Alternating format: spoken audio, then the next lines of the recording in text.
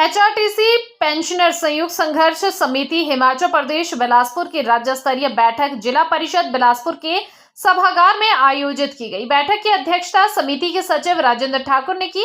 इस मौके पर उन्होंने एचआरटीसी पेंशनरों को पेंशन समय पर न मिलने तथा मेडिकल भत्ते न मिलने पर रोष जताया। उन्होंने कहा कि मुख्यमंत्री ने 15 तारीख को प्रति माह पेंशन देने की बात कही थी, लेकिन उन्हें समय पर पेंशन नहीं मिल रही है। इसके साथ ही उन्होंने चेताया कि एचआरटीसी को 150 करोड़ देने की बात की गई है। ऐसे में अगर उन्हें उनका हक नहीं मिलता है तो वह शिमला में जन आंदोलन करेंगे। इससे पूर्व वह प्रत्येक जिला में जन जागरण अभियान शुरू करेंगे, जिसमें पेंशनर्स जिला स्तर पर प्रदर्शन करेंगे।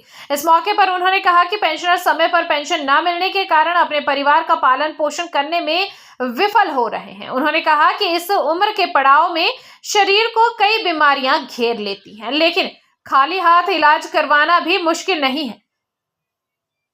उन्होंने कहा कि वह अपनी समस्याओं को लेकर मुख्यमंत्री, उप मुख्यमंत्री तथा वित्त सचिव के साथ मुलाकात कर चुके हैं, लेकिन आज तक उन्हें केवल आश्वासन ही मिले हैं।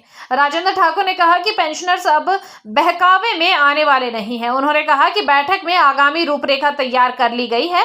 रूपरेखा के अनुसार सितंबर माह में पेंशनर्स अपने जिला में प्रदर्शन करेंगे तथा अक्टूबर महीने में शिमला में अपना विरोध प्रदर्शन करेंगे। इस मौके पर देवराज ठाकुर, सुंदर गौतम, अनूप कपूर, रूपलाल अजमेर आदि उपस्थित रहे। हमारे को टाइमली पेंशन नहीं मिली। फिर हमने कोशिश की थी जुलाई में, बीच में हुई है डेवलपमेंट। ये हुई है कि हमारे इस लगातार आवाज उठाने का फायदा ये हुआ कि सरकार ने निगम को जो है वो 150 करोड़ रुपए का ऋण देने की जो है वो गारंटी दी है, और ये 150 करोड़ रुपया शायद जल्दी ही हमें मिल जाएगा। और इसके ऊपर जो अभी तक हमारी अंदरूनी छानबीन बातचीत हुई है कि इसमें से मैक्सिमम जो आश्वासन दिया है कि जो रिटायरीज है उनके जो भी ड्यूज है वो इसमें से मटेरियलाइज कर दिए जाएंगे।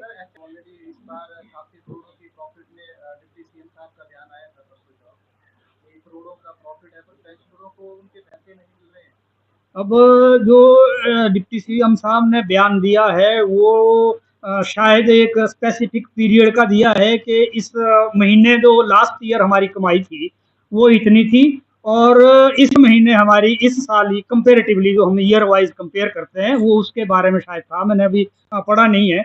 मगर जहाँ तक प्रॉफिट की बात है, मैं नहीं समझता कि वो एचआरटीसी ओवरऑल प्रॉफिट में है। ओवरऑल अभी तक 1500 करोड़ रुपए के घाटे में चल रही है, और इस घाटे का सबसे सॉफ्ट टारगेट जो है वो पेंशनर और कर्मचारियों के ड्यूज होते हैं, वही रोक के सबसे पहले वो रुकते हैं, बाकी इनका काम चला रहता है।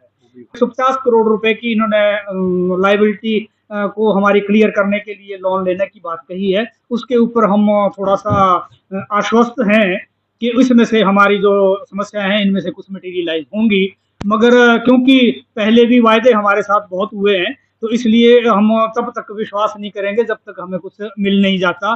तो आज की जो हमारी बैठक ज्वाइंट की थी, इसी सभी जो हमारी अब तक की घटनाक्रम हुए उसके ऊपर हमने मंथन किया, और ये मंथन करने के बाद हमने निर्णय लिया है कि ये 150 करोड़ रुपए में से हमें क्या मिलता है हम ये असेसमेंट करेंगे, और अगर हमें इसमें से कुछ नहीं मिलता या सिर्फ ऊंट के मुंह में जीरा भी मिलता है तो हम आने वाले समय में सितंबर माह में जो है वो पूरे हिमाचल प्रदेश में हर डिस्ट्रिक्ट लेवल के ऊपर एक जन जागरण अभियान करेंगे, जहां हमारे कर्मचारी, हमारे पेंशनर जो है वो रैलियां निकालेंगे, और अक्टूबर माह के फर्स्ट वीक में हम शिमला में जो है वो ज्वाइंटली पूरे हिमाचल प्रदेश का पथ परिवहन निगम का पेंशनर इकट्ठा होके जो है वो विशाल प्रदर्शन करेगा निगम प्रबंधन और सरकार के खिलाफ।